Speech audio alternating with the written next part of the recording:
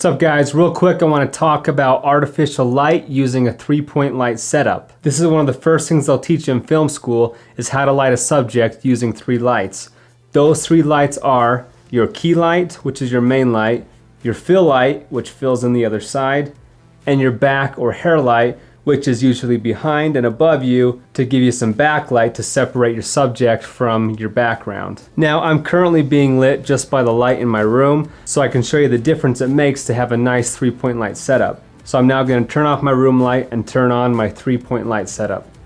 And as you can see, it makes a big difference in making this image look a lot more professional by using a 3-point light setup instead of just the room light. Now, as far as equipment goes, the lights that I'm using right now is the Econ LED 3-light setup kit that I got off of B&H for about $1,200. I highly recommend it because it allows you to adjust the brightness manually along with the color balance so that if you're shooting outside, you can go up to 5600 Kelvin to match daylight, or if you're inside, you can put it all the way down to 3200 Kelvin to match tungsten light. Not to mention you can run them off of batteries so you can be completely mobile without having to plug into anything. And because they're LED lights, they don't heat up, so they're not going to burn you or overheat your subject. Now, if that's out of your price range, you can get a nice lighting setup off of Amazon for less than $100. Or find 3 lamps around your house and do your own makeshift 3-point light setting kit. Now for this setup you're looking at right now, I have my key light up to 100% brightness, about 45 degrees from the camera, and about 6 feet removed from my subject. This is your strongest light. Your key light is your main light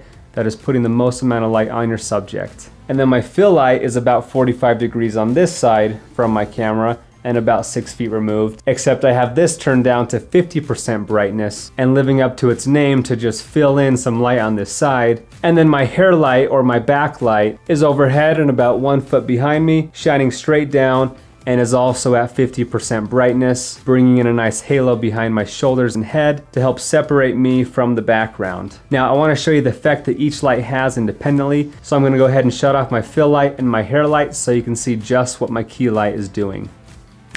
So as you can see, this is the brightest light in the set. When the other lights are shut off, it gives a very high contrast, dramatic look, and sometimes you want this kind of look for your films. But without a fill light and a backlight, I kind of get lost over here where there's a lot of shadows and you can't really distinguish me from the background. So a key light on its own can be good for a very dramatic look, but because this interview isn't very dramatic, probably not the best look. Now I'm gonna shut off my key light and turn on my fill light so you can see what this light's doing on its own. Again, my fill light is only up to 50% brightness, so it's clearly not doing as much to my subject as far as lighting it goes.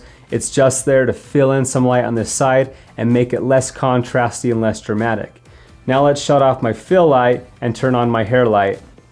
And you'll see that the hair light is doing a good job of creating distance between me and the background by giving me a nice outline on my shoulders and head and making me pop out from the background. Now let's go ahead and turn all 3 lights back on.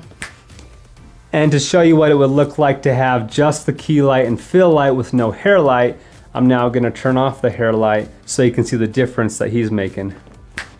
This setup is fine and it works, but again, I kind of get lost in the background and you can't really distinguish where my head ends and the background begins. So when possible, it's good to add some backlight to help outline your subject. Now as the last combination, I'm going to shut off my fill light and put on my hair light so we have just a key and hair light. Again, this is going to give you a higher contrast, more dramatic look. This can work if that's what you're going for, but if you want more even light on your subject, you're going to want all 3 lights on. So let's pop our fill light back on.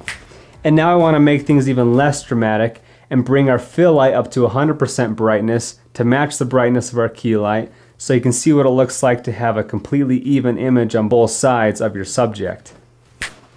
So now key and fill are both on full brightness, giving a brighter, happier, more commercial-esque like look to your image. And this may be the desired look you're going for. So don't get too caught up in the exact positioning of your lights and the exact brightness of each light. Be creative with it and do what looks best to you and the vibe that you're trying to create for your film. So that's pretty much it, guys, for the basics of artificial lighting using a 3-point light setup. If you guys have any further questions, please let me know.